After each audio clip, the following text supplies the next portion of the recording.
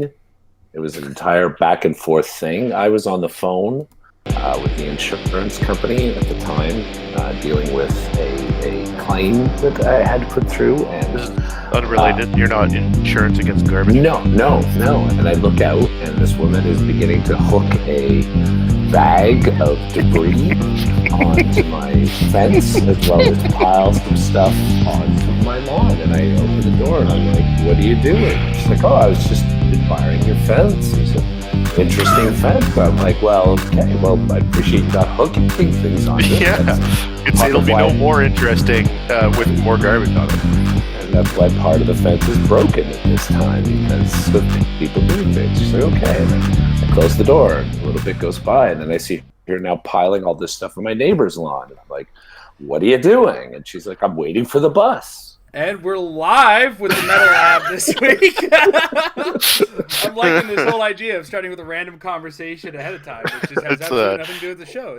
It's like a Marin Open. It's marinating, it's opening, it's wonderful. I forgot my water bottle in the kitchen, didn't I? Oh well, I guess it's all alcohol for me tonight. Cheers to that. Yeah. I'm Jason. I'm joined by Tom. Greetings. And Mike. Hello.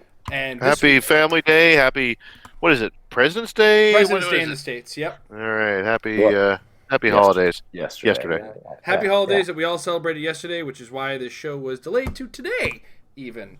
So, good old times were had by us in the weekend, and we're going to share the results of that. We have a little bit of housekeeping to take care of first.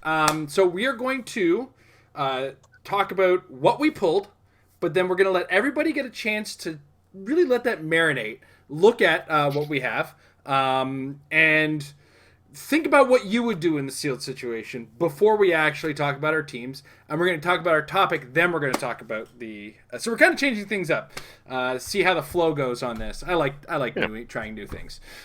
So we're at 401 games this week, and it was a sealed WKO. We're going to start with Mike. Mike, take us through your polls, sir. Not your team, but your polls. Nope, just my polls.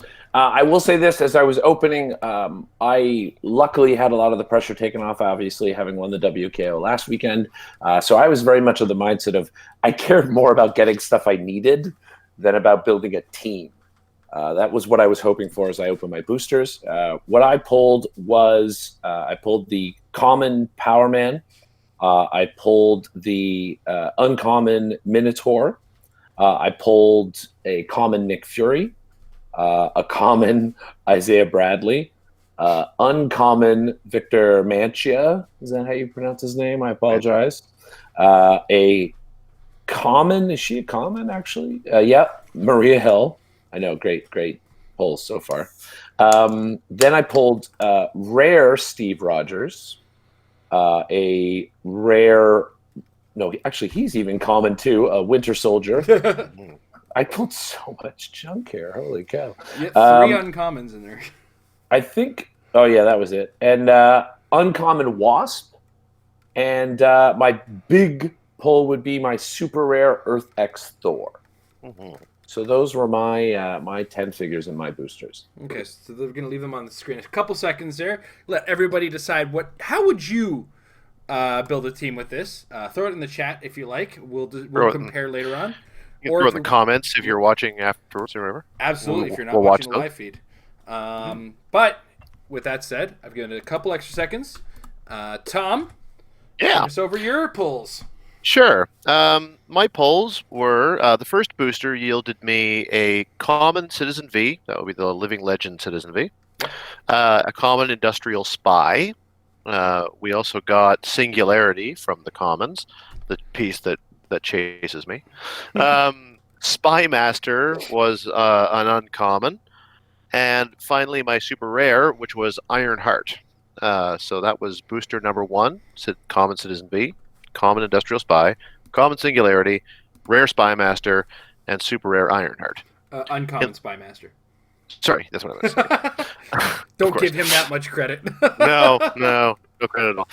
In the second booster, I was greeted with a common Sharon Carter, and a good friend of Sharon Carter, the common Shield Agent. That would be the 15.1.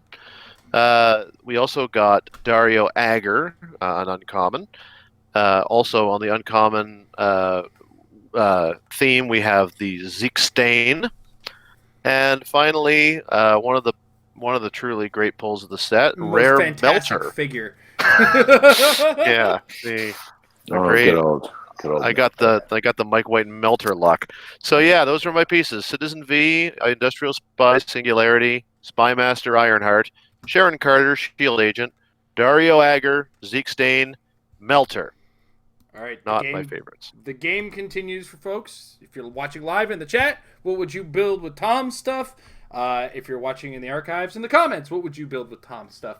It's probably actually gonna be easier in the archives. Sorry for. I'll say it'll give time to pause and look it up and stuff, figure out point values. Yeah. My pulls, as I zoom in just for focus, were the Shield Officer in the common slot.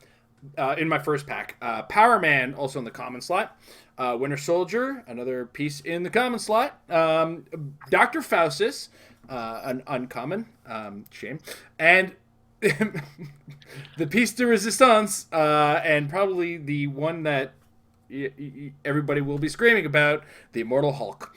Yeah, pretty good pull.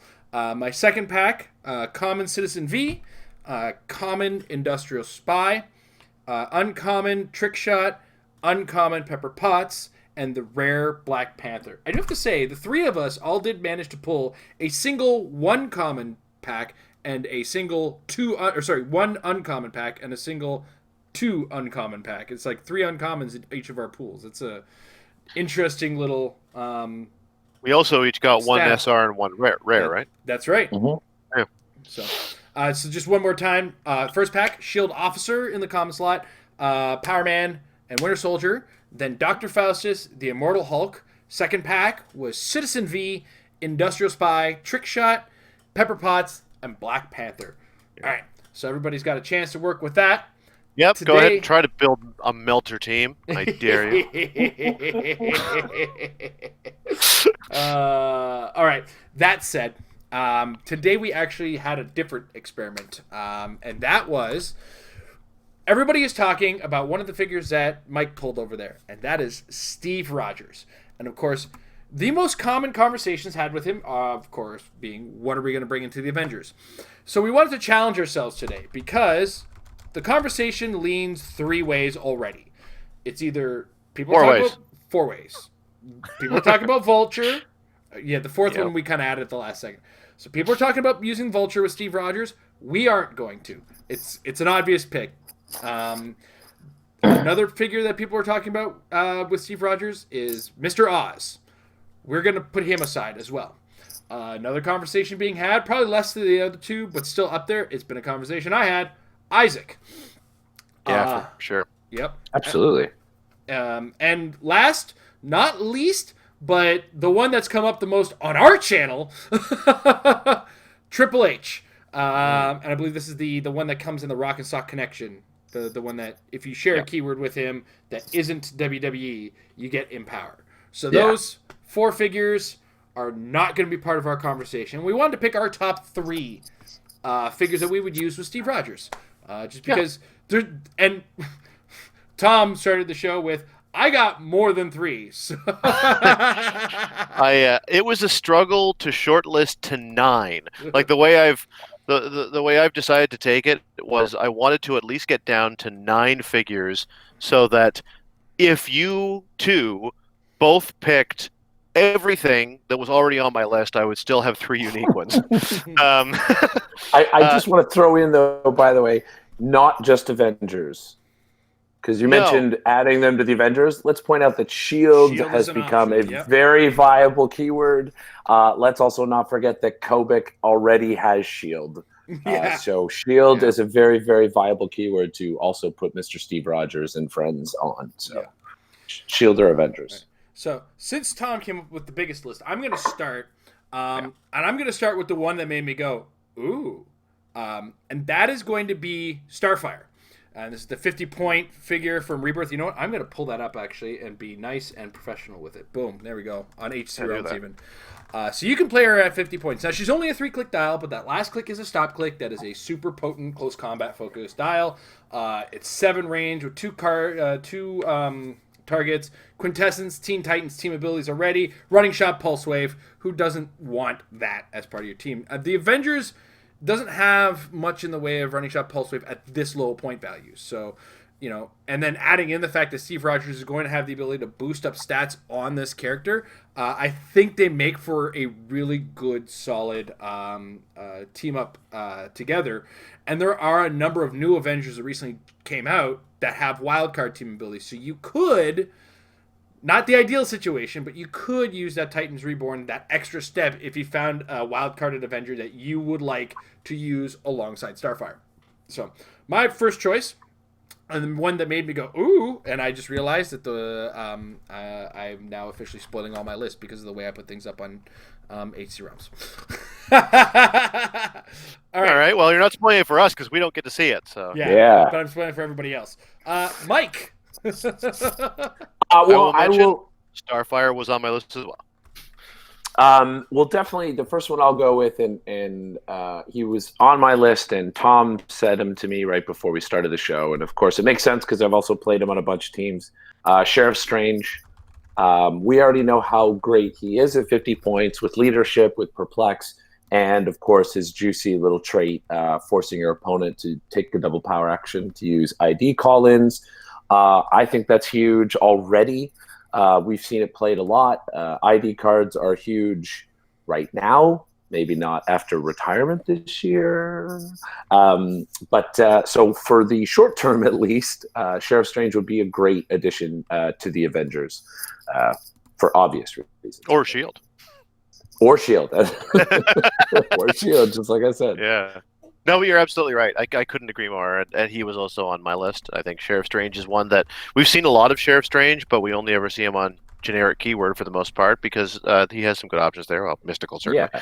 Well, I mean, I literally just played him right on my WKO mystical team. So absolutely. But he is one of the few Stranges that we've had, or one of, maybe not few, but he is a Strange that we've had that does not come packed with his own prob control and the ability to throw him onto a named theme team and give him some theme team probs to back up everything else that he's doing. I think it's great economy. Yeah. What's your first? Well, I mean, I'll start with certainly. He's arguably my favorite figure in HeroClix right now that isn't named Pim Pocket Tank. And so he's going to make every list, so it would be remiss of me not to put him on this one, and that would be the Skull. Feel free to post that up there on the page if you want, Jason. Cool. I mean, the Skull is a piece that as soon as I saw him, I wanted to put him on every team, and the only thing that prevents me is the fact that you either have to build Earth-X, and I like Earth-X a lot. I've played quite a bit of Earth-X, or you got to break theme with them. And you want to be able, as much as possible, to control the terrain if you're playing the Skull, because it's great to find a great big clear map, or at the very least an outdoor map if your opponent is filled with Colossals. Make all their Colossals fight each other off the top, or drop a tank on their team from across the map. I absolutely love the Skull for all these purposes. He's also not bad for sort of baiting people into Colossal Retaliation. I don't entirely mind controlling a Groot or something if I'm reasonably certain I can turn that Retaliation into a miss. He also has double stop clicks, of course. He has Mastermind down the dial. If you've got some sorts of healing, then he's extremely hard to take out. He's an incredible package for 40 points, and nowadays we even have a couple viable call-ins at 40 points, so he's all the more viable now than he's ever been before. And there's so much board control that comes from being able to see the entire map depending upon the layout, and the fact that you can now put him on a much more viable keyword to team is all I need to hear. I think he's fantastic, and I look forward to playing him. Interesting. All right, my next one. My next couple are figures I would consider now a little bit more with the use of Steve Rogers. And this one in particular, I'm probably going to get laughed out of the room on, and it's Pyro. Pyro from the Avengers. Yeah. Who? Exactly. One of the reasons is Pyro has pretty mediocre stats when it comes to like what he comes with, but at the same time, adding him to the Avengers or Shield for that matter, takes those stats and boosts them massively. They have big pools of perplexers, big pools of range increase, especially when you consider shield. I think I'd consider Pyro more on the side of shield than I would in the side of the Avengers, that's for sure. Just because he is by definition a glass cannon, but he's a glass cannon from 9 squares away on a shield team versus 6 squares away, which he is on a Brotherhood team for the most part. So I feel Pyro being added to the to shield is actually one of the uses I would consider for Steve Rogers. Not a top use, but like it's one of my 3 for sure. Because I want a chance to give him a try. To be honest, it's a good idea. Yeah, definitely wasn't on my list, so good thinking. All right, Mike. This one may seem a little crazy and a little out of left field, but I think with the right other stuff on the team, it could be worth the 50 points. President Osborne. I thought you might go with President Osborne. You love President Osborne. I do. I think he has a lot of potential, and I think actually opening him up to either S.H.I.E.L.D. or Avengers is actually huge potential. His trait, the "You are my bodyguard, I pay cash," will still work because it's either 75-point friendly character or someone with Sinister Syndicate keyword. So if you've got a 75-point character, you can make them the bodyguard on the team. So that is always useful to have the stat modification there. But I also was looking at the fact that when he makes the what are they called? The hired flunkies. Yep. Well, they gain the keywords that he has. So whatever team you're on, you're going to pop out these hired flunkies who have Underworld, who can now start to carry around a bunch of your other guys on the team. It seems like a fun little option. Mastermind fodder. I like them. I think it's something to consider. Again, the investment of the 50 points is a bit tough, but I think if you consider the right builds and the right boosting around him, again, with the Captain America set and a lot of these lower point shield figures, you could get a really beefed up character, because between him and Steve, that's 100 points you've spent. Throw a Sharon Carter on there. I married them up real good. That's only 135. Even 2 Sharons, that's 170. You still got 130 more points to build with. I just think there's some potential there. And again, he's the kind of figure where I wouldn't look at him so much with the keywords he has now, but you give him Shield or Avengers, and he's got a lot more potential. Cool. Awesome. Good choice. Yeah. I guess for my next pick, I'll go with. It's kind of hard. There's a sort of a family of characters which are basically the capital S support characters. So not support powers as a sort of a generic term for it, wit and prop and so forth. But the actual power support is not always so easy to come by, and there are certain builds where I think it can be very helpful. Notably, I think title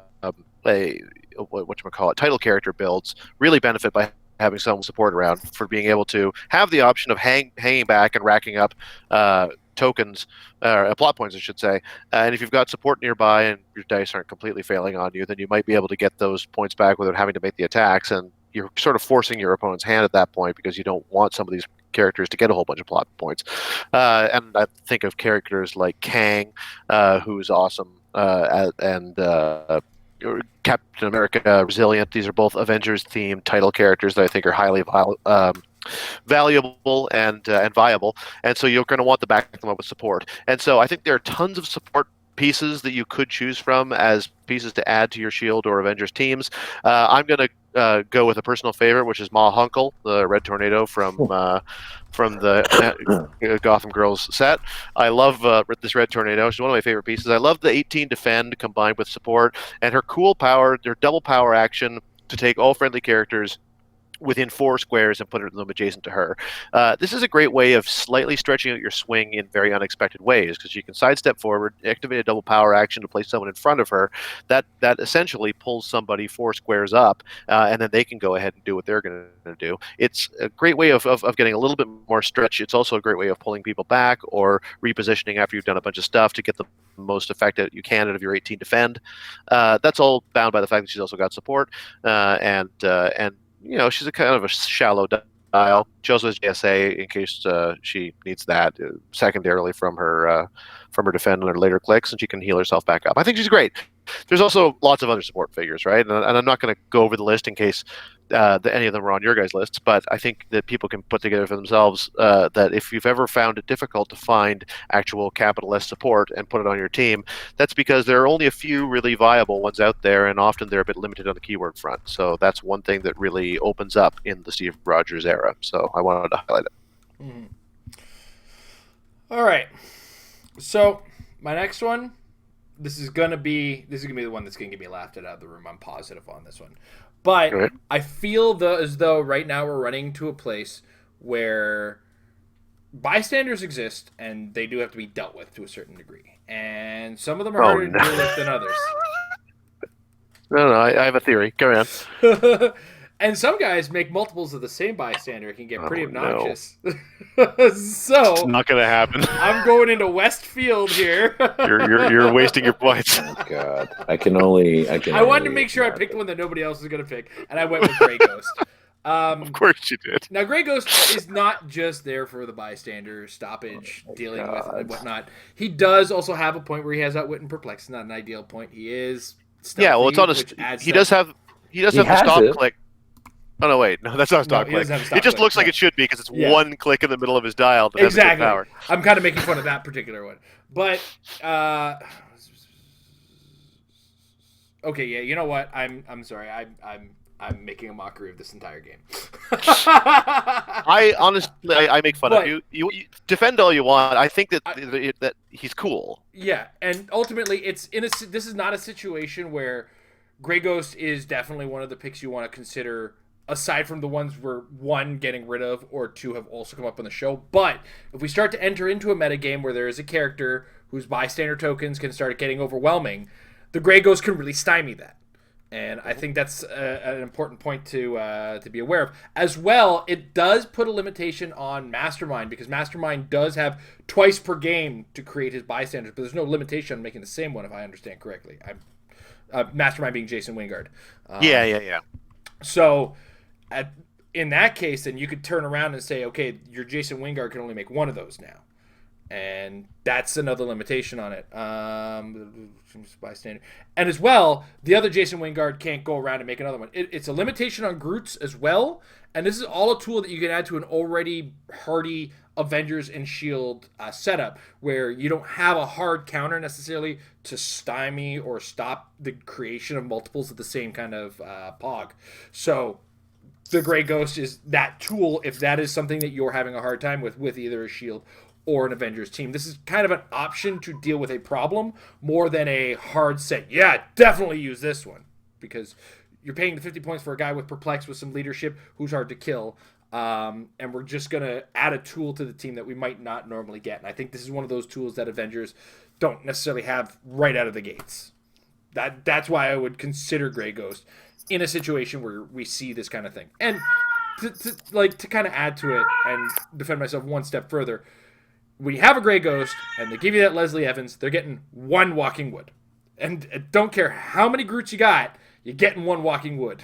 And I'm getting one Leslie. So it goes that extra little bit of distance, and you don't have to play what are already limiting keywords in order to play the Grey Ghost. So, all right, I'm done defending my nonsense pick. maybe there's a vehicle on your team that he can pilot or something. Who knows? Yeah. All right, Angry Cat, what's next? Oh, yeah. No, she's not angry. She fetches socks. Oh. That's what she's doing. She's telling us that she's fetched socks. Well, like Tom, I actually had like about 8 on my list here. And so it's tough to do this top 3. And honestly, I'm not even to go with some of the ones that are probably a better meta choice, but I just think this one is another interesting and could surprise people. And that's Manta. That's right. Manta. She's 40 points, has improved targeting, ignores hindering, has a special movement power for the first 2 clicks in her last click that says phase teleport. Adjacent friendly characters can use improved targeting, ignores hindering. So there's no range restriction on that. So anybody she gets next to gets that. So they got a 10 range, whatever. Also, she's got police team ability as part of her special damage and enhancement. So here's a 40-point flyer who can carry around somebody who maybe has a nice juicy range and some stealth. Get them into a good position and suddenly boost their range. Or somebody who already has running shot with a nice juicy range, like Thor, would come running up next to her on an Avengers team, and suddenly he's attacking with a greater range and higher damage.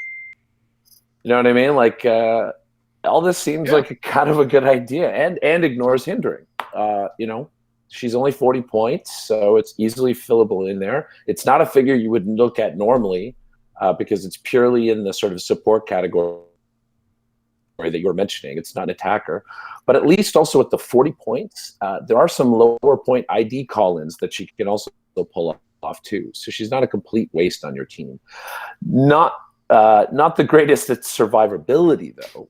Obviously, only a 17 defense with energy shield deflection, so she's pretty soft. But again, I just looking at the option of both either ending up on a shield team or an Avengers team, seeing through stealth and boosting damage and range, that could be the thing you need early on, right? Mm-hmm. Awesome. All right, Tom, what's your third and final? Boy, there's so many to choose from. Not Grey Ghost. I already took that one. Yeah. I briefly thought about him. After this is over, I think I'm going to lightning round the rest of my list. And me so too. if I want to highlight something, I'm going to highlight Amelia Voigt. Because I like Amelia Voigt a lot, and I like the fact that she's got sort of, well, for one thing, she is another taxi option. Now, that is not to say that Avengers or S.H.I.E.L.D. doesn't currently have taxi options, but she is one. And at Passenger 4 with phase teleport, that's quite a large number of people she's taxiing. I mean, I think that's more than Voyager, right? Is it Voyager 3? Voyager 3, yeah. Yeah, I thought so. And it does line her up with Phil Coulson, I believe, who's 4, if memory serves correctly. But whatever it is, the point is, she's a great little taxi. She's a phasing taxi, which is always my favorite. And she does have the unique combination of the fact that she's got a perplex, and she does have her very cool super senses and the ability to do quasi protection for someone who's nearby, so that when a friendly character would take a bunch of damage, they can take tokens and unavoidable damage instead, and then you can reposition them. And that extra little bit of survivability could really go a long way. I can definitely see that being useful, especially depending upon what your Avengers build is. As I was talking earlier about, like, title characters that you really don't want them to die. You really don't want your Captain Marvel to die, and it's a great protection against kill shots. You have to be a bit sensitive to it because they have to be untokened in order to take 2 action tokens. So it's not the easiest thing to pull off. But she's certainly good enough to justify her points. I think that she's an excellent addition to Brotherhood teams as it is, and I think that the ability to cross her over into some of the more common keywords could give her some extra life. So I wanted to highlight her since I think she's good. That's a great choice. Yeah, I like that choice a lot.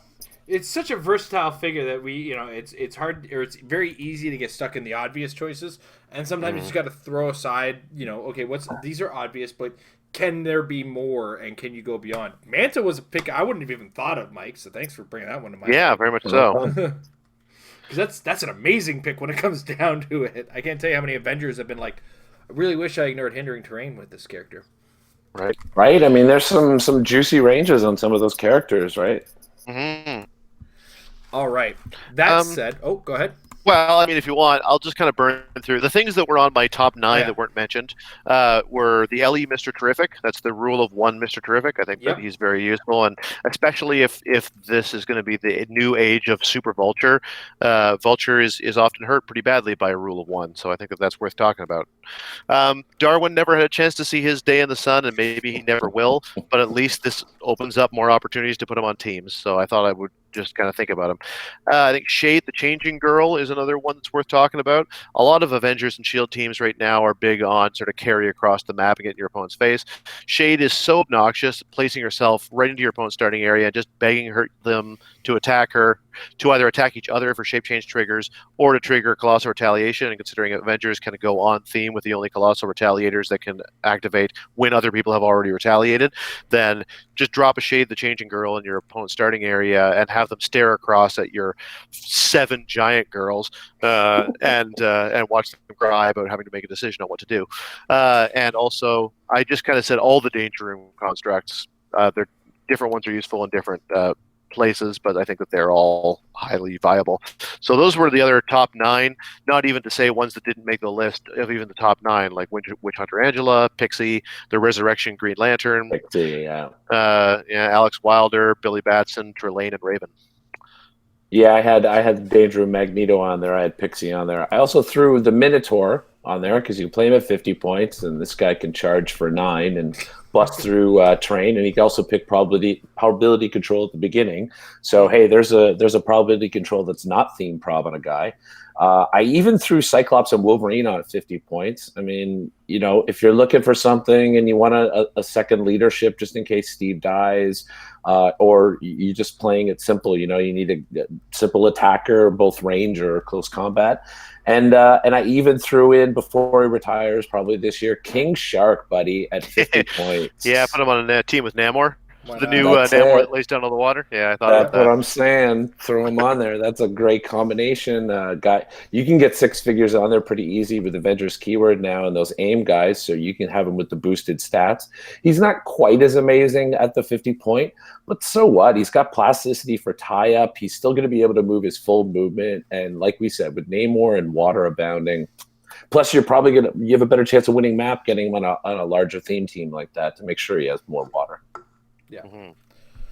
All right, so Mike, you're still on the focus, sir. Let's go back to our WKO results. Oops, that was the wrong one. There we go. Get your face back on there and get the. There we go. All right, so Mike, with your pool, which consisted of Power Man, Minotaur, Nick Fury, Isaiah Bradley, Victor Mancha, Maria Hill, Steve Rogers, Thor, Winter Soldier, and Wasp, what did you come up with as a team? Well, the one area I kind of went back and forth on really was about Minotaur and whether or not I wanted to say, hey, Minotaur, welcome to the Avengers. It seemed like a kind of obvious choice, but it was going to leave me 25 points underbuilt. So instead, I decided to go with pure theme.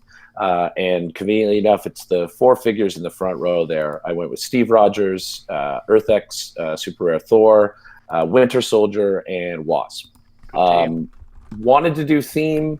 I wanted an outwit on there. Obviously, it was an outwit that could see through stealth, which is great. Wasp is a perfect pairing with Winter Soldier because if she's within 5, you can't use improved targeting. So she basically helps Winter Soldier keep his stealth by him carrying her around, being tiny, and always putting her in front of him. Most of the figures in the set had a 6 range, as well as he has a 6 range. So I knew that I could hedge my bets by always having her in front, meant she was, in most cases, going to be within 5. Obviously, Thor is a pretty straightforward figure, a good running and shooter. It doesn't ignore the hindering, but with Winter Soldier and Outwit, I could always outwit stealth. And as we already mentioned, Steve Rogers, it's leadership, it's perplex, plus the living legend means he doesn't die that first time. So they're always good to field in sealed like this. So I was surprisingly happy with the team. I felt actually a little bad when I first put it together. Like, wow, I just won a WKO. I guess maybe I'll win another one. Well, don't think stuff like that in your head ever. My first round match was against Amber. Amber's team, no offense to Amber's team, she admits it. It was a big mess of stuff. Like, it was a hot mess. And clicks pile. Yeah, it was a clicks pile. It was literally a clicks pile. So I felt even worse that was the first team I was going to face. I'm like, okay. So rolled for map. I won map, of course, and I let Amber pick from my 3 maps. Because, again, I wasn't really there to win this event. I more wanted to get stuff I needed, which, as a side note, that's my 3rd super rare Thor and my 4th Steve Rogers. So clearly I did not get anything I needed. Sadly. And hey, if you need a melter, then I know where no. The 4 melters I have aren't lonely. Oh man, Mike is not going to want to share hotel rooms with us this year. Yeah. So anyway, I looked around the room. Thor? Anybody? Thor? Yeah. No, I was Thor about that Thor. So anyway, we played on the Lombard Street map, which is one of those more recent maps from the X-Men animated series. It's got just some elevation changes, a lot of hindering. It was one of the maps I picked, which seemed to make sense, right? I've got a flyer. I've got two flyers actually, but I've got a guy who wants to get into stealth. Blah blah blah. I did everything right at the beginning of that game. Amber knew it. Like, she even had the high ground on that map, and the whole time, I'd counted out all the distances, and I slowly eked up the map, and I got myself into the right position, and I charged up on the upper level with a running shot up onto the upper level with my Winter Soldier, bringing my Wasp for theme prob, and I miss, and I prob it, and I crit miss, and I lose the outwit, and now I can't outwit the Red Skull's outwit shape change power, and pretty much everything spirals from there. I got some hits in. I did take some points, but I had another crit miss at a crucial moment in the game, which ended up making me, I think, lose Thor, or Thor could have taken some points. It basically came down to Thor at the end versus Red Skull, and oh god, I can't even remember what the other figure was. It might have been no, it wasn't Alexander Lukin. I killed him. I killed Sharon. Baron Zemo. No, I thought I killed him, but it could have been Man. Iron Man. That's who it was. It was Iron Man and Red Skull left. I was still in a good place, and then proceeded to crit miss with Thor, and time was called not long after. So I lost the first game. My second game was against Jarrett. God, I wish I could remember Jarrett's team. I won map. Mandarin. I played. Oh yeah. It was Mandarin, right. Roz Solomon. Trying to remember now. Mandarin, Roz Solomon, Isaiah Bradley, Pepper Potts. Pepper Potts. That's kind of a pile of clicks too. Yeah. Mandarin's good. Well, it wasn't too bad. I mean, Roz Solomon is great, and he had a perplex on there. But again, like I said, I won map again. I picked Lombard again, and I just used all the positioning to always make sure that Wasp was in front, so that Roz couldn't just be running shot and nailing me. He moved up the map into position. Tiny? Why is that blocking? Wasp negates improved targeting. Oh, okay. There you go. So that's the whole point of keeping Wasp with a character with stealth. Plus, she also has espionage. So it's two stealthy figures, and I always keep her in front to make sure that you don't see through stealth. So this kept Roz at a distance. I think he managed to get one attack off in there, but it missed. And then I managed to get all the positioning just right to get multiple outwits. I dropped some energy explosions on people. And thankfully, the dice were kind to me, and I pretty much ran all over Jarrett's team. Everything I rolled and tried to do worked, which was the only moment for the rest of the day that happened. My third round game was against James. James had the Peggy Carter Ultra Chase, which, oh man, he was so close to me when he opened that. Oh, so close. He also had regular Peggy Carter.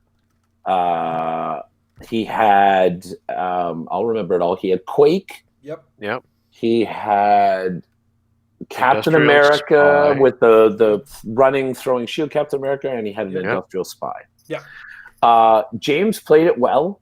I did win map again.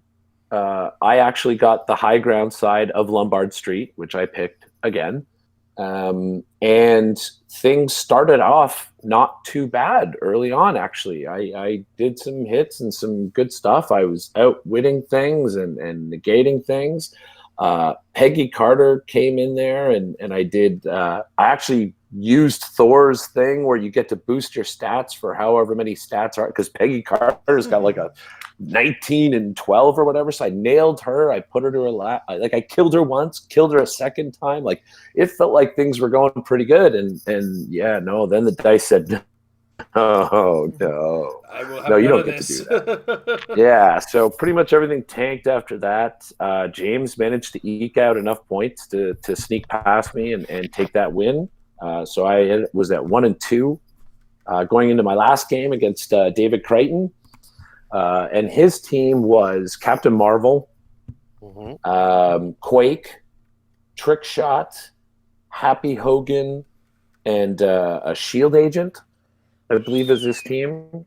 Yeah, well, he posted his pulls in the Yeah, Yeah. in right? the Yeah, Discord. pretty solid. Captain Right? Marvel and Quake. Yeah. So, well, here was the problem. This was the first time now I lost map, and that was huge because I can't remember the name of the map, but it's the one that's got a whole bunch of these elevated sections almost You're in talking about the rows. train yard, I believe. There you go, the train yard. Yeah. So he goes first. He moves his whole team up to almost the whole middle of the map. I can't make an attack on him in the position he happens to be in. But I do manage to move Winter Soldier out to outwit the hypersonic on Captain Marvel, because really I don't see what else I can do. She's got a 12 attack. I don't want her to just come running and hitting. I don't want the passive damage from just moving over my guys. But there's so much other stuff on that team. So basically, what I should have done, and the mistake I made in that game, was I didn't keep Wasp with Winter Soldier this time, and I should have, because Quake was able to come and single target Quake Winter Soldier, which the one click of damage after his invulnerability knocked him off the outwit, which brought the hypersonic back, which brought the pain, and yeah. Strangely enough, though, it was closer than you'd think. He annihilated Winter Soldier pretty easy, but I managed to then take out Quake right away, and I hurt or killed Trick Shot pretty fast. So it actually started to become a pretty close game. I ended up down to my Thor and Wasp, and he had Captain Marvel, Happy Hogan, and the Shield Agent. I'd actually put Captain Marvel to her second stop click. I ended up on my last click with Thor with a 12 attack and missed. And yeah, he followed up with taking her out and taking Wasp out, and he cleaned me out, full points. And yeah, I finished the day with a 1-3. Really surprising, but not, because again, it's a dice game. I mean, you can have great teams. I had theme probs, but there were times I couldn't use them. There were other rounds where I used them up in like one turn. That was it. I had hot dice the week before at the WKO, so it just sort of goes that way. So sadly, it didn't work out for me on the day. I ended up, I think, 9th overall, so I even just missed out on the top 8. But hey, that's how it goes. Some days it's your day, and some days somebody else. All right, Tom. Well, up your thing again here. Yeah, Citizen V, Industrial Spy, Singularity Spy Master, Ironheart, Sharon Carter, Shield Agent, Dario Agger, Zeke Stain, and Melter. Boy, that second pack was some crap. I wasn't a big fan of my pulls particularly, and I was certainly slandering them as we all sat around talking about what was in our boosters. Hindsight being 2020, they were actually probably better than I gave them credit for being, but only because they did one particular thing, which I'll get to right now. There was really no opportunity to build theme. I'm not 100% sure whether there isn't a theme team in there somewhere, but not one I wanted to play. Certainly not named one that was any good. Ironheart I definitely wanted to have on, because Ironheart I think was the best thing that was there. And the one unique thing about Ironheart is that she can use her damage powers twice, which means that she starts with Prob and she can use Prob twice. And I looked at that and looked at Singularity, whose thing is Prob, and thought, well, I mean, that's a good start. That's 3 probs across 2 figures, and they're also your attackers. Dario Agger is one of the only TK pieces in the whole set, and what do you know? He's also got prob. He also has a whip. God, you describing it alone is stressing me out again. Well, I mean, what can I say? You know, it's sealed, and prob's good and sealed, so it doesn't. Sometimes your figures can be crap, and they can punch above their weight class if you've got the dice control. And Ironheart is not crap, to be fair. And Singularity is just barely worth 100 points. She'll never see a single day of play in Constructed, I don't think. But and in sealed, she's just maybe barely good enough. If you've got TK to give her some extra swing to make up for the fact she doesn't have movement attack, which it did, that goes a long way. So that was the core: Singularity, Ironheart, and Dario Agger. And at that point, it was a matter of filling out points. And the best way to fill out the points was also, I think, the best figures I could have chosen, which are Sharon Carter, because of course she's giving me the leadership, as well as Perplex, and some late dial support if she ever happens to land on it without dying, which I don't think ever did happen, and the Industrial Spy. And I think it's worth noting, if anybody is watching this and doesn't know how the Industrial Spy works, it's easy to miss when you just read his power. Basically, what happens is the Industrial Spy is one of the stealth busting outwitters in the set. He's an espionage with outwit, but his outwit says that when he chooses when he outwits a power, he can use the power. And the thing about the way outwit works is that you don't actually have to choose a power that the person possesses. So it's a version of a pick a power. So I looked at it and said, well, you know, printed on the card though. No, it doesn't. That's a requirement of outwit. Apparently not. I mean, that's what. No, check in the dude. It's on the back. No, but check in that release that was put out with the whole question thing. It's in there, and it says Industrial Spy basically has pick a power. He can look at a character and go, "I'm going to outwit range combat expert." He now gets to use range combat expert. So somehow it changes the way outwit works. Look in the thing, man. That's the ruling. I'm just going off of what's I read the words on the pack, so I'm just telling you, go read that document. Tom, I'll read the document. Yeah, I mean, whatever it is. The point being that and it may have something to do with the specific wording on his power, or so. I mean, don't take it too seriously. But suffice to say, I mean, Jay was sitting there watching an awful lot of games and saw me pick an awful lot of powers. So he certainly thought it was copacetic. What can I say? He was judging. And he also has selectively the opportunity to choose 2 powers if it happens to be the right keywords. So I looked at that and said, well, that's a 5th prob. Maybe that'll do it. And so that was the team: Singularity, Ironheart, the Industrial Spy, Sharon Carter, and Dario Agger. And so it wasn't the team didn't synchronize super well. Basically, we had 2 people that could carry. Ironheart, typically the idea was Ironheart and Singularity would carry forward, and I would try to position myself in such a way as to maximize my TK options with Dario. Perplex up defense usually on Ironheart with Sharon, and then the Industrial Spy would make his own way down there, and I would try to keep him safe if I could, or not. My first round was against the aforementioned David and Mike. Already described his team. That was the Captain Marvel, Quake, Trick Shot, etc. team.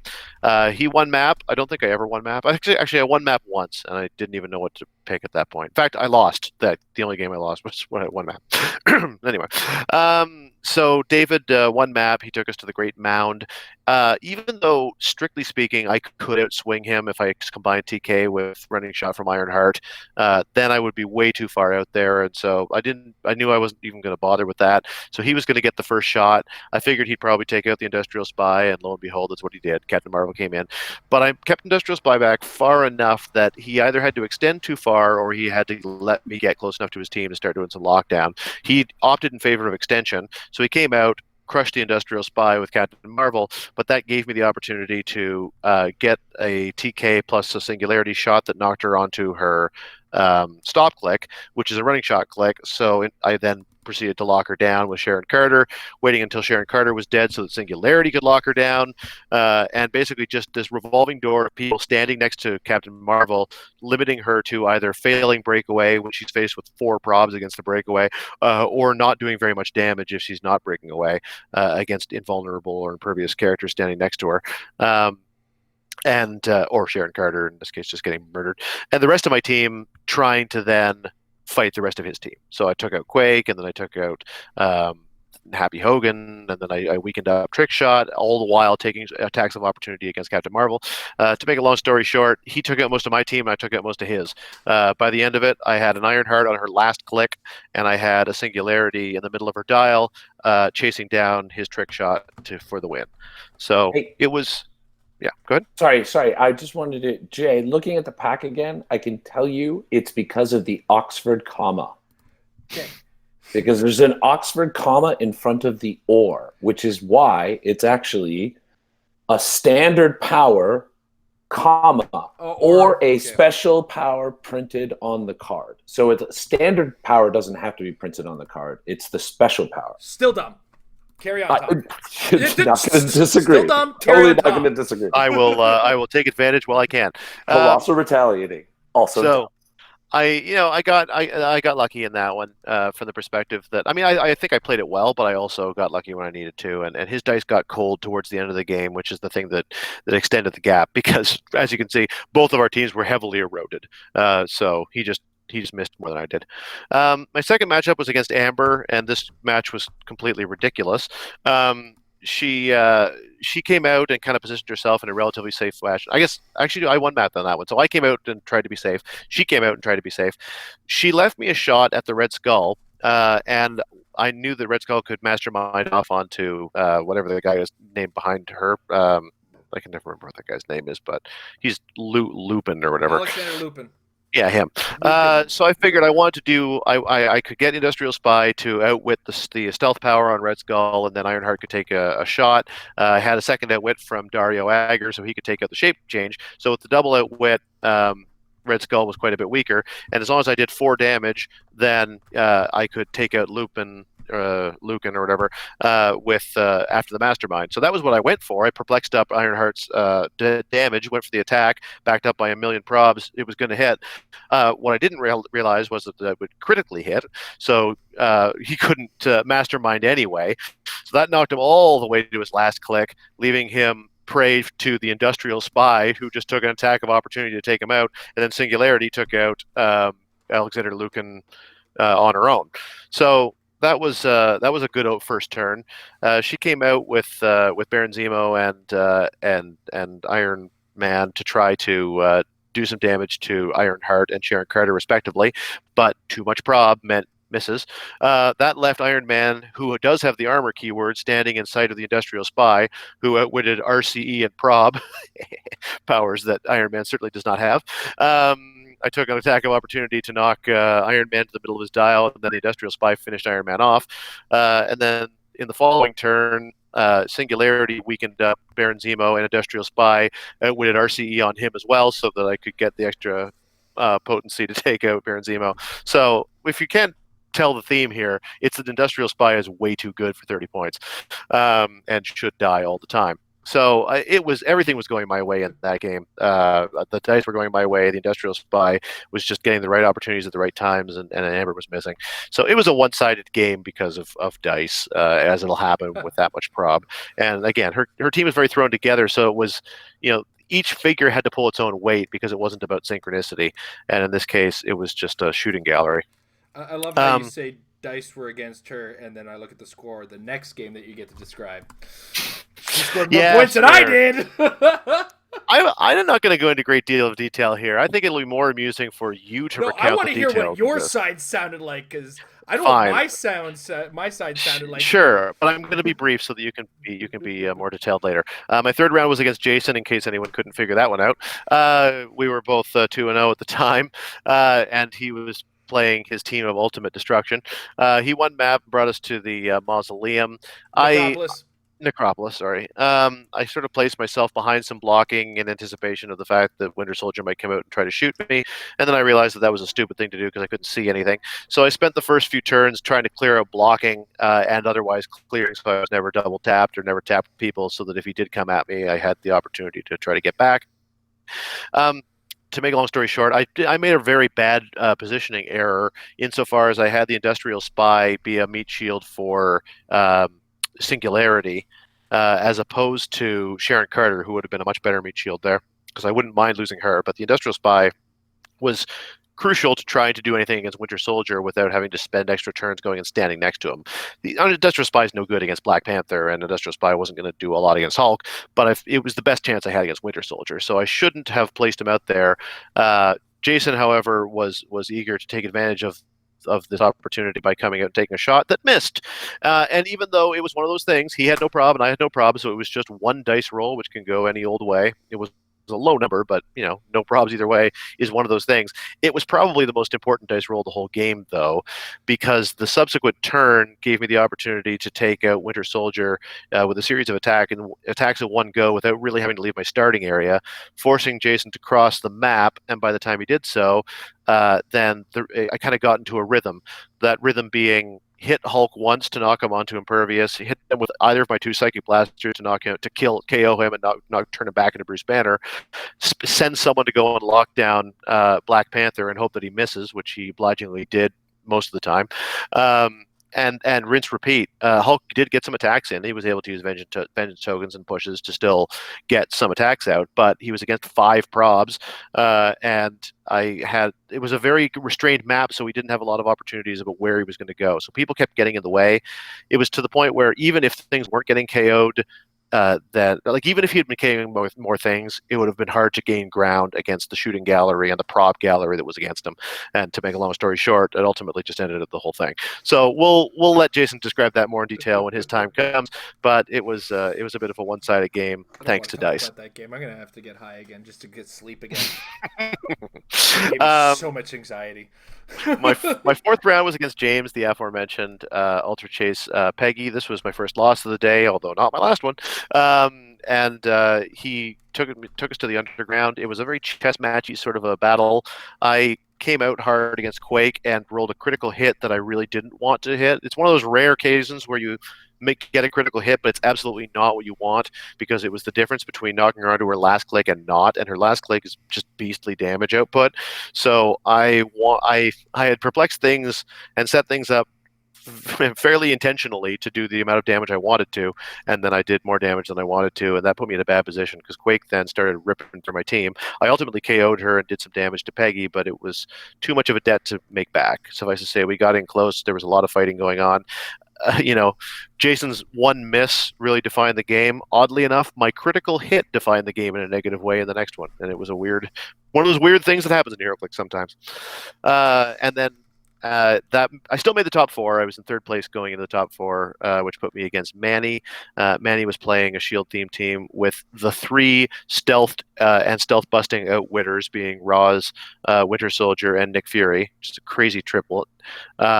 As well as Ghost Rider. What are you scowling at, Jason? I don't think he only had 4 characters. It was Nick Fury, Winter Soldier, Ghost Rider, and the Shield Officer.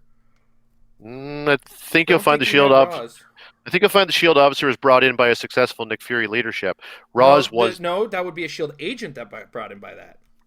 I'm quite certain he had Roz, because Roz was definitely instrumental in beating the crap out of him. You know what? You're right. He did have Roz. Yeah. Fight. Yeah. Oh, he had Roz. All right. So yeah. Hey, you won the 1 and 3. Shut up. So yeah, he had Ghost Rider, who was pretty beastly. Hey, at least I won a WKO this year, buddy. I should probably mention that over the course of the day, if there's one thing that I really could have benefited from, it's remembering that when Ironheart hits, you can use Barrier for free. So many times would that have been so useful. And this was a huge example of that, because I moved up a bit, he moved up a bit. I forgot that Mastermind was on Nick Fury's stop click. I was misplaying a bit in this game, I have to admit. Not to take anything away from Manny. I think he would have beaten me even if I wasn't, but I was feeling a bit punch drunk at that point in the day. And so I came out, I knocked Nick Fury onto his stop click, but of course he was able to Mastermind off the damage when he got there that I was hoping would be a kill shot otherwise, and that wasn't enough to knock Roz off her outwit, and that outwit plus Winter Soldiers was really helpful, because when you've got a ton of prob, it all goes away when it all gets outwitted.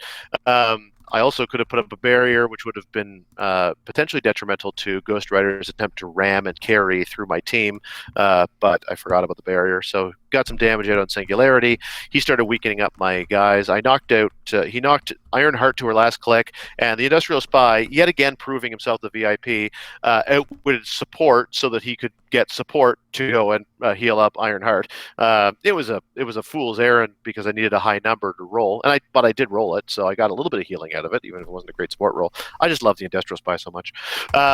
but it wasn't enough. He was able to pour on the damage. He positioned really well, like really, really quite smartly, and used all of his resources to their best effect. Didn't take sort of obvious routes when he had them, but instead, worked for position rather than short-term opportunity, and thus was able to continuously extend his lead until he ultimately managed to pack down my team. So I have no qualms about saying I was outplayed in that one, and so I lost. And that was my day. It was fun.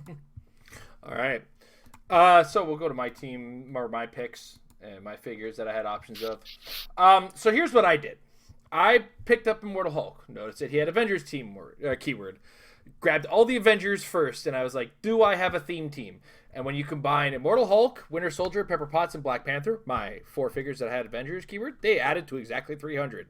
That was all the thought I put into my team. Serendipity. It's just like this is to be foretold. And ultimately, if you look at it, the options for prob didn't exist outside of those 4 figures that I chose. Like I could have tried some sort of like hard to kill team with the Power Man and the Citizen V and the Immortal Hulk. It would have been trash in comparison to what I ended up playing with. So I stuck with what I had. And that was a 4-figure theme team, giving me 4 theme probs, a perplexer, really hard to kill figurehead. I wouldn't call him so much a tent pole. He's a third of my team. A solid outwitter, a solid close combat figure who's hard to outwit at first, and like I said already, perplexed. So that was what I ended with, and I was pretty confident with how it could have done. There were a few games that shook that confidence, to say the least, because when it comes down to it, I cannot say anything about my team required any level of strategy. And any level of games I won was not, I cannot say I outplayed them. No. Hulk went in, Hulk did what Hulk does, and when I won, the Hulk just dominated. But that said, there were a few games where I was looking like, is the Hulk really that good? But it was really like, I would die that first time. I would have an action token. I would push him to do something stupid. And then I would just use the vengeance tokens to charge. That was generally how a lot of the early game flow would go. Consistently, players would score 115 points at me. I don't think Winter Soldier lived through a single game. But he was usually the lead attacker with a lot of close combat figures on my team. Okay, so getting into the nitty-gritty of it, my first round was against Jarrett. Mike described his team already. Jarrett is a fan of and really wants to play the crap out of this Immortal Hulk. He has messaged me on several occasions, coming with me, giving me ideas of his Immortal Hulk teams, and they're good. And he knows the figures dial, so he knew what he had to do on me, which was stressful. But what it came down to is he managed to miss a few attacks, and then the Hulk just did what Hulk does. A couple vengeance tokens later, and the Hulk started attacking, charging, attacking, charging, attacking, so on and so forth. He got my Winter Soldier. He got my the first token or the first kill on the Immortal Hulk. But from there, my Hulk just kind of started to do what he did with the Black Panther playing cleanup. So I managed to kill all of Jared's stuff. He scored 115 points against me. And it was a pretty solid game. Like, Jared played it as best he could, but a lot of times when it comes to this Hulk, it's, here I am, this is your problem now. And this set has a lot of figures, oddly enough. The ranges aren't huge. The figures fare better at range, but once they get into close combat against that Hulk, that Psychic Blast isn't going to do a lot of good. Kudos to Jared. He gave it his best, but it was an overwhelming force of the Hulk that kind of took over there. Round 2 was up against Emily. Emily had Mach 10, Mach 10, Nick Fury, Taskmaster, and I can't remember what the 4th figure was, but it was this was a team where you look at it and go, all those figures are good. And I put her in the Necropolis in this one. The first game I put in the Avengers Mansion, but he took the indoor part, which is the part I prefer. But Emily took the outdoor portion of the Necropolis to take advantage of Mach 10's flight, and be able to get a little bit of maneuverability. She made an attempt with the Nick Fury to shoot my Black Panther in one go, and that didn't work out so well for her. And I was able to just kind of capitalize, kill the Nick Fury, and just from there try to stay ahead. There were, there was situations where she tried her best to play around my team. Emily ended up scoring 75. I wonder if we misplayed that or I feel like she scored more than 75. Well, how much is Pepper? Pepper's 25. She killed So Pepper. two Hulks and a Pepper? Pepper, yeah. That sounds about right. But those two Hulks just ended up, I think I had it at one point with Charge and Flurry. Sorry, not Charge and Flurry. 2 Vengeance tokens with Flurry. That's just a nightmare to deal with. And her Nick Fury killed himself. Nick Furies rolled 5s and 6s every time I got them to the stop click against me. What a nightmare. What a pain in my butt. Nick Fury killed himself. I was able to kill Mach 10. Mach 10 was only at 50 on her team. Worth a note. And I ended up killing Taskmaster with an object attack on the Hulk. That's a one-shot kill, apparently. That Taskmaster is made of styrofoam. So, as it should be. I ended up getting the win on that one. Move now to round 3 against Tom. When you have attacks like the Hulk has, and you have to deal with the Sea of Probs, I hit nothing. Tom took no damage. I don't know how much further I need to describe the way Tom described the game. I was frustrated by the end of this. It was... oh man, I was not having a good day overall for just general mental health, I don't think, because I did not take that loss well. But it's that situation where it's I just want to get a hit to feel good, and I need a 5 in a lot of cases. Tom wasn't going to let it happen, so whatever. Tom's probs were bullying me. Yeah, he sucks. That's nuts. And next up was against Matt Ryan. Matt's team was 7 things. It was 7 of the 10 figures in his pack. It was a Matt team. It was a Matt. It was a Hawkeye in the team. There was a Nick Fury on the team. I remember those figures. And he had Shield Officer, which he was using to attempt to slow me down. He did pull a Shield Agent to bring in with his Nick Fury. So just in general, a lot of really cool stuff, but it was all stuff that can't really tank a shot from the Hulk. And I led with an attack with a Winter Soldier. And I think we had a Winter Soldier off for a brief bit, but that was followed up by Hulk Charge because I did line up some Vengeance token sites. So it's okay, the guys you can hit, you sure you want to hit them? Because Hulk charges next turn twice, especially if you can pull off the kills. So off of my team, Matt was able to kill Pepper Potts and Black Panther. He scored 110, but my Hulk and Winter Soldier did a lot of heavy lifting in this particular game. Pulled out the win on that one. 3-1. I was in the top 4. I believe I was second going into it. I think you were fourth. Fourth, which is weird because Manny has 2 losses. I think they entered it wrong because you'll notice that you only have 1 loss. Yeah. So I believe the finals were entered mistakenly. Fair somehow. enough. Don't worry about it. I don't know. Don't overthink it. I was up against James, who, as Tom described, had the Ultra Chase Peggy Carter. Remember, Tom, how you said that the critical hit cost you the game? Yeah. Have you ever had a hit just not be expected along the same lines? Something along that lines happened to me. So I put this game into the Avengers Mansion. He picked the outdoor portion. Great. I love the indoor portion for my team. That's a hard map to choose because I look at that and I go, are you going to feed me my side, or are you going to look at the side that I want and say, this is interesting, I'm going to take it? He went with the outside map and gave me my side. So I was able to, the first couple turns, we were kind of staring at each other. I prepped Hulk, perplexed up defenses, cleared tokens, kept myself ready to go. I turned the Hulk to click 2 on this one just because I felt like I needed the stats at bare minimum just to take on Peggy. Because that 19 defense off the top is scary. With defend. With defend.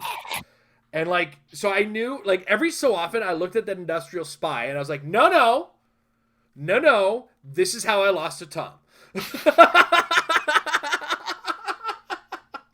Right?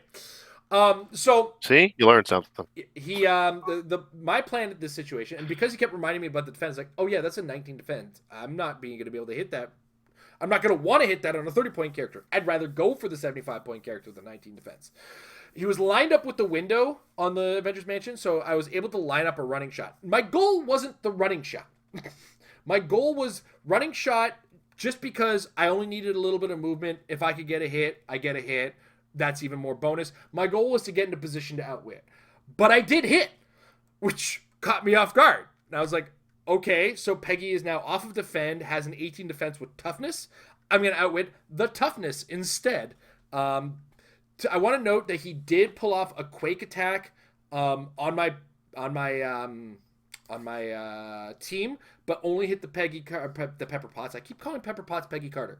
Only hit the Pepper Potts, so I'm off of perplex, but I do have outwit. Now this is great because I also have a vengeance token on the Hulk. So I send the Hulk out, and now the Hulk is a nightmare because he's on his first click. He's got a 12 attack. He's got a ton of damage with an object. And if you so much as attack any of my figures the way I'm lined up again, you're giving me vengeance tokens. The Hulk's going to charge again. I hit Peggy, Living Legend. I think he gets 1 or 2 clicks off of that. I was able to finish off Peggy, and then from there it became a nightmare on James for his dice.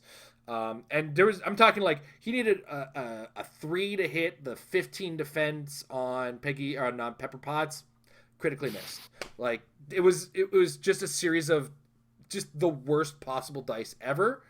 And it all the whole castle came crumbling down on him, unfortunately. And I was able to just walk all over the rest of it and come out with the win on that one. Going into the finals against Manny. And this is the situation of 4 attackers versus 3 attackers. Neither of us played incorrectly. Neither of us could blame dice. Every single attack hit. There was no unfortunate misses, which included my Super Sense rolls. And it was overwhelming odds against me. So long and the short of it, I could not pull out the win. The game, everything in our team was used. The game literally came down to my Pepper Potts on her last click chasing his Nick Fury on his last click. It was super frustrating because Manny did the smart thing and just walked away from my Pepper Potts. That's what you do. You know, and that's a frustrating thing to have to deal with, but it's a fact of life. It's like he'll run the clock and do what he can. He like towards the end he missed with an attack with the Pepper Potts against Pepper Potts. I made my last ditch effort to try to hit with an 8 attack on a 16 defense. I missed. He was able to hit his 11 attack on a 15 defense. That was it. That was the game. Couldn't pull out the win on that one, so I ended up in second place. Not unhappy with it. It was It was a really intense game, and I was a little bit frustrated with the way it ended up, but not much you can do about it. I'm still happy with the second place situation. Manny played the crap out of his team. Overall, it was a great old time. Yeah, I agreed. So. Really fun hero clicks. Yeah, I'm a big fan of the WKOs. I wish there was a few more. We seem to have lost some in our area.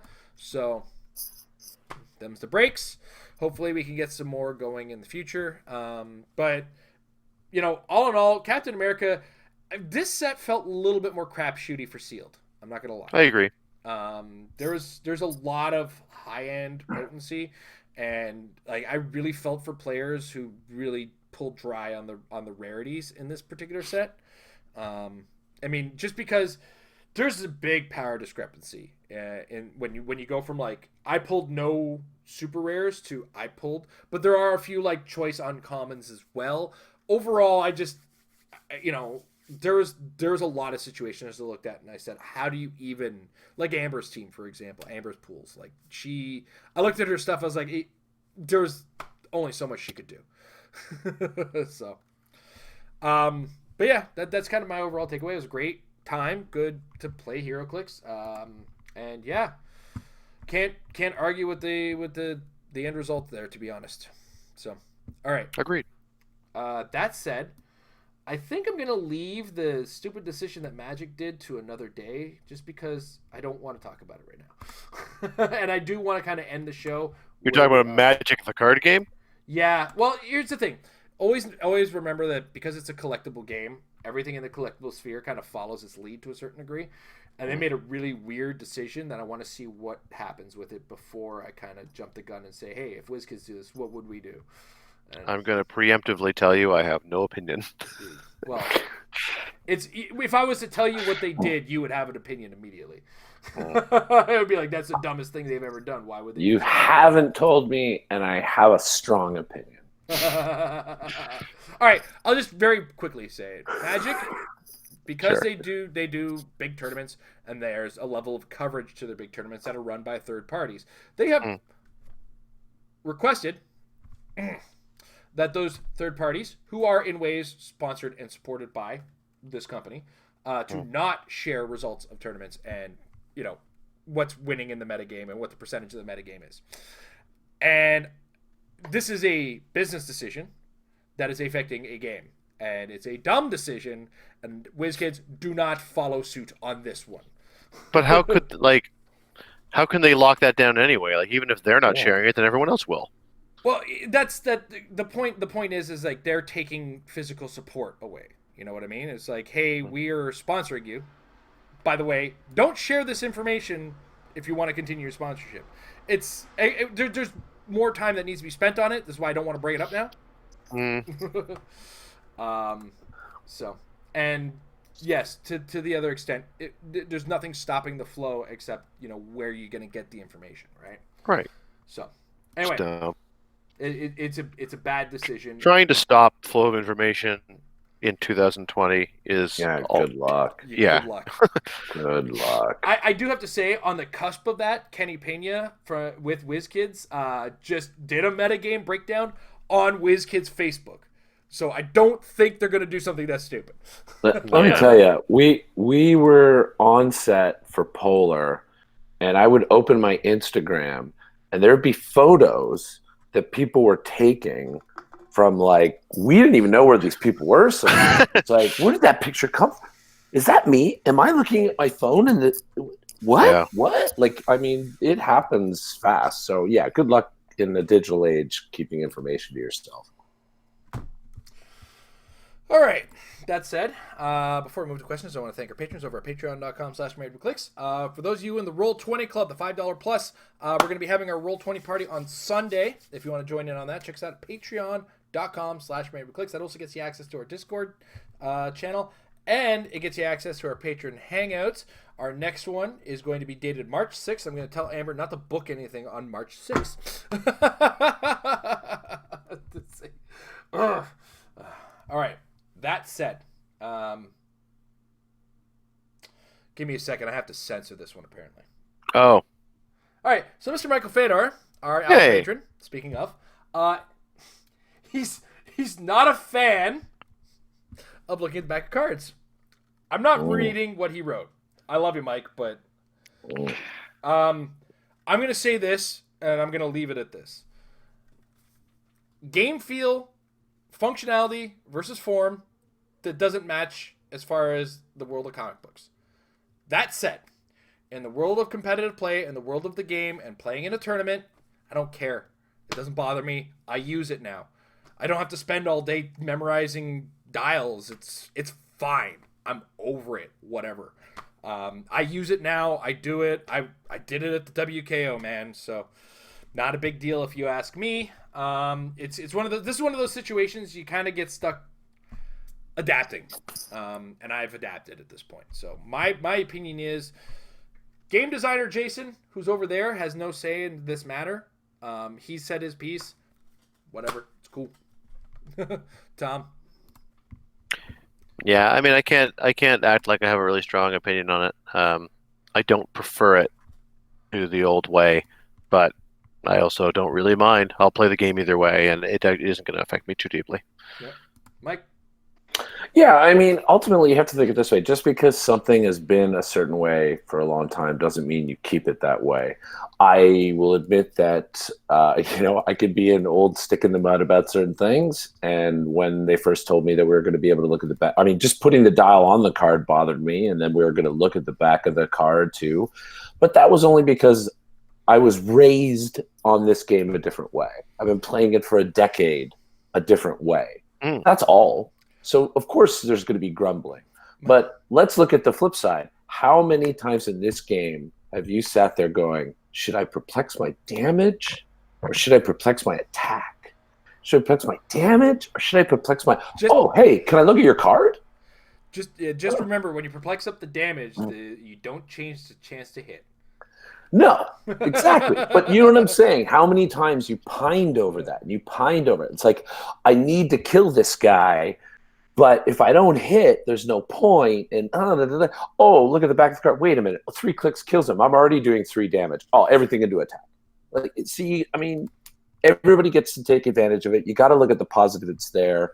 I think it actually speeds up the flow of the game a little bit now. You'd think it slows it down because people are looking at the card. But honestly, if I'm trying to make that decision, hey, can I look at the back of the card? I look at the back. I know what I have to do. Great. Thank you.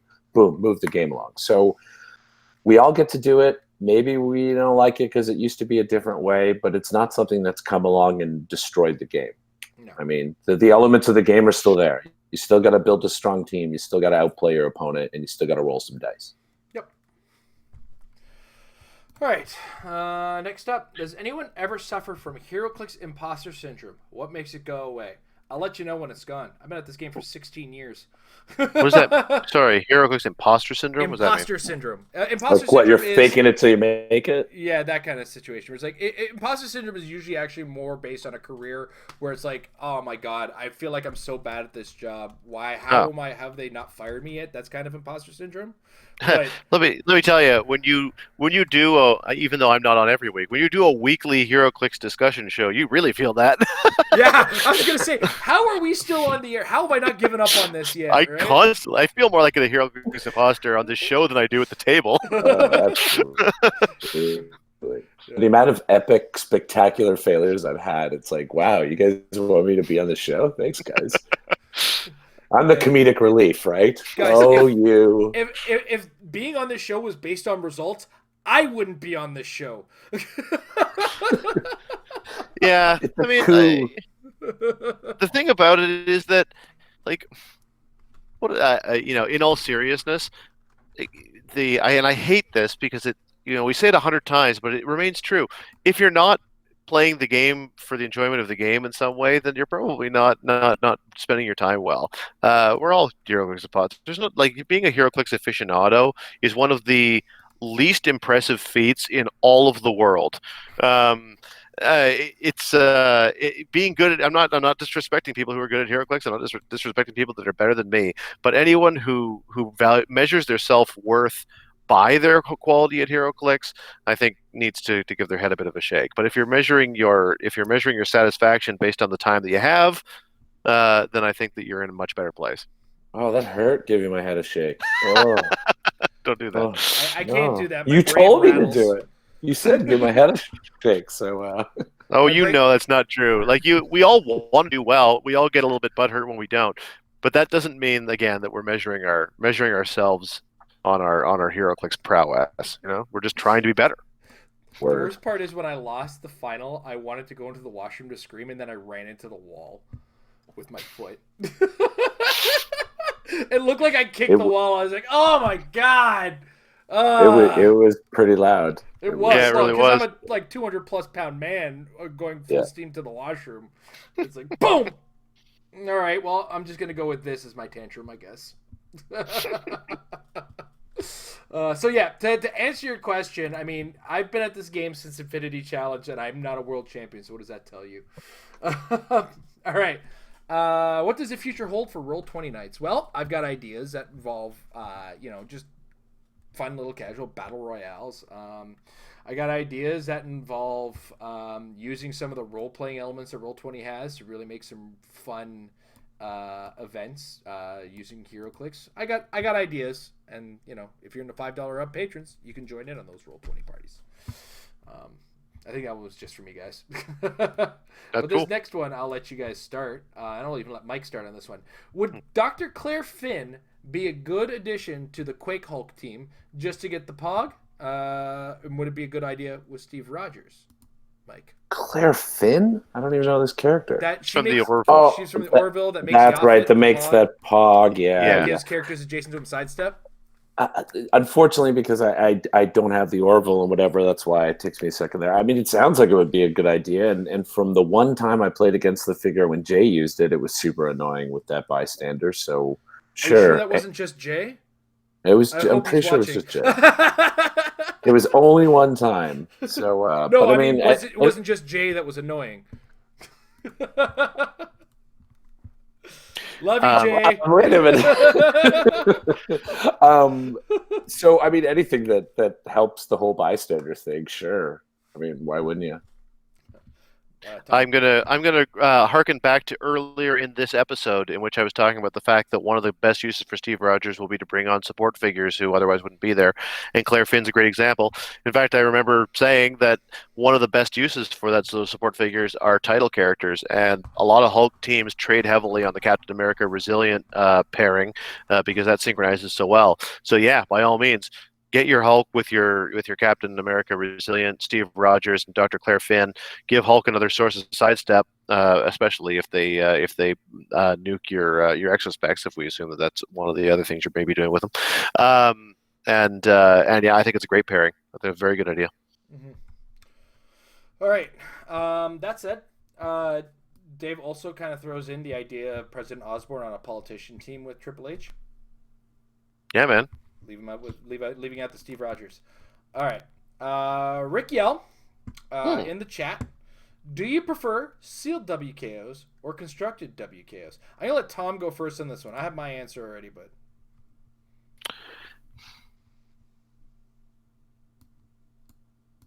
Oh, I had to think about it. I'm going to say constructed, and I'll tell you why. I think that I like them both a lot. Sealed can really swing either way. WKOs seem to be more driven towards, it's not me personally, but a lot of other people I think tend to get a little bit more emotional about the results, especially when pricing and stuff is on the line, and thus the vicissitudes of sealed can be more aggravating for some than others. And also, I find sealed generally brings out pretty decent numbers under any circumstance, whereas you kind of need a larger competitive tournament to get more people coming out for constructed more often than not, in my experience, which is contradictory considering sealed costs more, but everyone likes sealed. So sealed is always fun. Competitive is most fun when it's in constructed is most fun when it is in a more suitably defined competitive setting. So I love them both, but I give a slight edge to constructed. All right, Mike?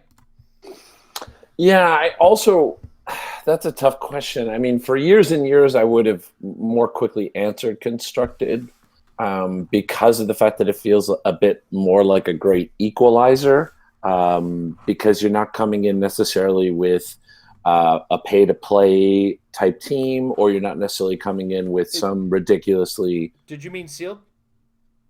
I think you said constructed. Did I? Did you mean sealed? Okay. I probably meant sealed. I do that all the time. Yeah, because when you're doing constructed, right, everybody's bringing the meta, everybody's bringing the pay-to-play, everybody's bringing like the big stuff. So there is a bit of a more equalizer in sealed that I've found. Mm-hmm. However, the flip side to that is, as we've mentioned, sometimes you just get a mess, and that could be a tough thing. At least with constructed, if you've put the time in, you've built the team, you've practiced, and you like it and you feel confident about it, I mean, it may not work out, but you're bringing this thing to it. You feel the confidence when you get there versus opening a pack and going, oh my God, Melter, son of a, so it's hard to say. Again, I love the aspect of it feeling like it's more equalized in a sealed, but I always worry about somebody ending up with a hunk of junk, and you're less likely to have that in a constructed. Also, I used to do better more consistently in the sealed. I seem to really do better in those WKOs than the constructed, but somehow that switched in the past like year. I just keep getting hot messes in these sealed ones. But so yeah, it's a tough choice, but I don't know. I don't know if I can. It depends what mood I'm in. How about that? Yeah. It depends what mood I'm in. Can I also just, this isn't the question, but can I also just throw in there, the fact that both exist is the best case scenario? Yeah. Yes, I think good. we should never eliminate the fact that some are constructed and some are sealed. I think Yeah, that was the smartest thing they did, and they should never change that model. Agreed. 100% respect the fact that we have both, and I love both. And I'm going to say with one caveat, at face value, I prefer sealed because, like Mike said, it's entering in. Everybody's kind of at the same level. The problem and the caveat that I have to add, though, is that the set has to be sealed safe. And I think that's a big factor in it. There's been a couple sets where when I say not sealed safe, I'm talking about, like we talked about with Captain America, a lot of the best teams that the top 4, I don't think there's any, like, every team had at least one super rare on it, right? Sure. Some sets there are just like massive slants. Well, the top two had Chase and Ultra Chase respectively. So in ours, yeah. There's a Chase and super rare. The top two going in. Going in. Oh yes, after Swiss, yeah. Well, World's Finest was a hot mess. No, World's Finest was like a disaster. It was a brutal. World's Finest was the best. Yeah. Just another Mary Marvel. Shut your mouth, Mary Marvel. Yeah, you pulled a Mary Marvel. Meanwhile, I'm over here like Clarion and. God, I won so much. Dude, I had a murder for Clarion. Are you kidding me? Wizard, Warlock, Witch, Black Cat, Demon. Cool. I pulled all of them. All the junk was all I got to work with Clarion, is what I was saying. Like at one point, King. I normally was able to pull Mary Marvel and a TKer, so just. What a hard life. God, you're lucky you're on that side of the screen right now. I'm going to figure out a way to digitally punch Tom. Yeah. I will sponsor you on that. All right. Next up, Haymaker King. How does one make a suggestion to WizKids? That's a good question. You talk to their people at the events. That's generally where I sneak my suggestions in. Very underhandedly and sneakily. I think they have direct emails on WizKids actual, not the HeroClix.com, but WizKids.com may have contact information in which you can email them. Whether or not that gets approved of or listened to, do watch the content of your email. Yeah, obviously. Be respectful and stuff. And also, depending upon what you're talking about, it's pretty kind of a vague question. Yeah. But I mean, this community is not so large, and there are not so many different sources that if you want to just start a thread or discussion somewhere, I mean, someone's probably going to see it. Yeah, if you're in enough of the Facebook groups that exist, there are people who work at WizKids that happen to see these guys. Mm-hmm. They are aware. They have their pulse on the community. Hey man, WizKids has a Facebook page, so there you go. You could, I'm sure, go and message that. That's a start. Do it politely again. Politely, I know a couple guys who wear it like a badge. I got banned by WizKids Facebook. Why? To put Star Trek Attack Wing inquiry in the subject line just to make sure it rises to the top. So there's not a lot of traffic in that inbox. So 50% of the guys, 50% of the Attack Wing competitive player base just emailed us. We got an email? Yes. Oh my god.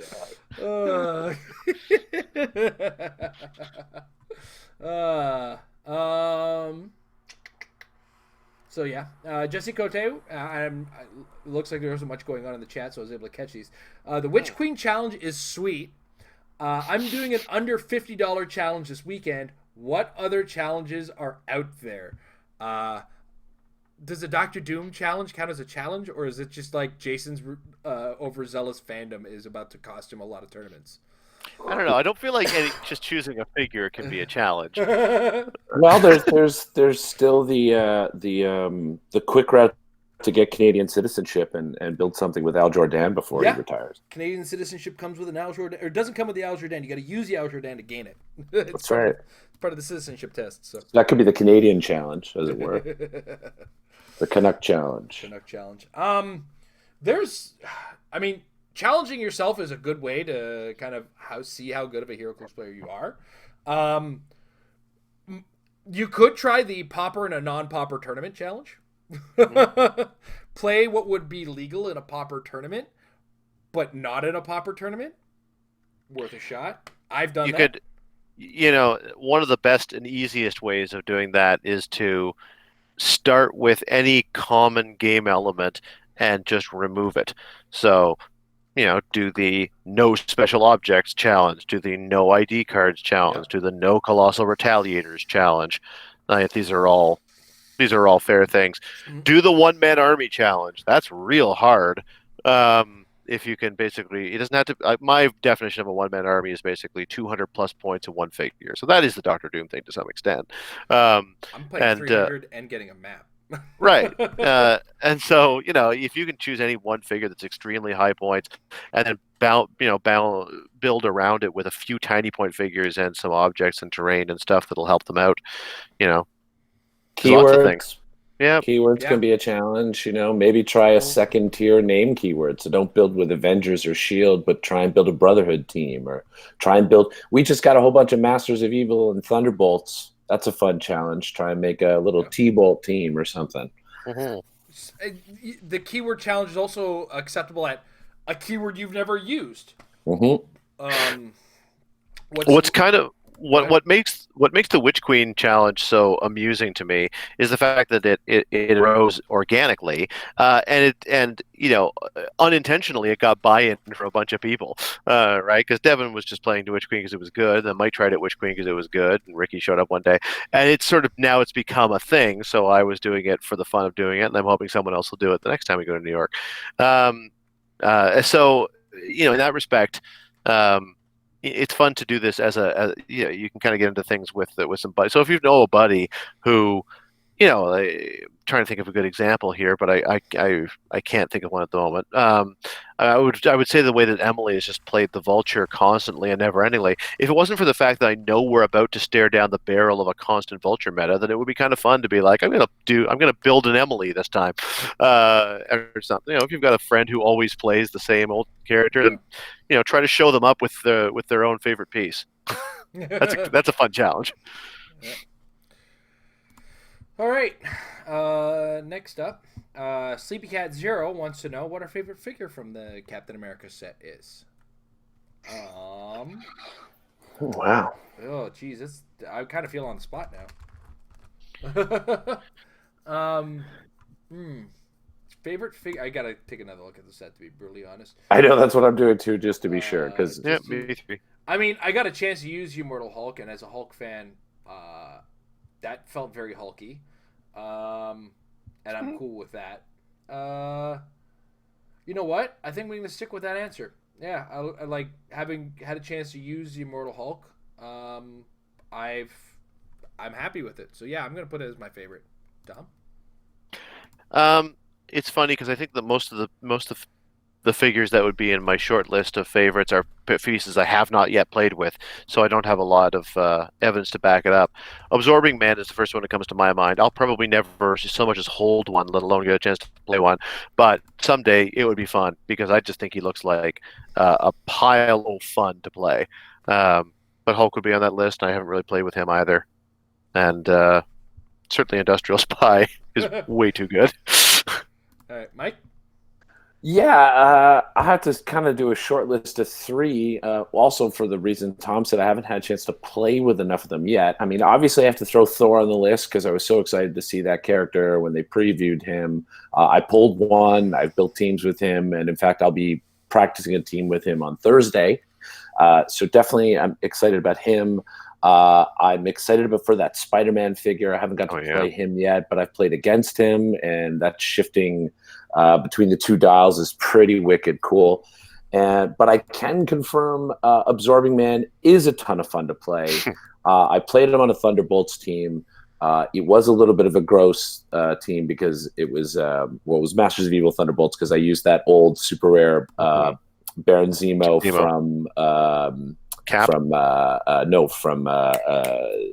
I'll get there. The Spider-Man Spear of Foes. Okay, yeah. The one who basically gives all of them a +1 to their attack, and it made the team really insanely gross.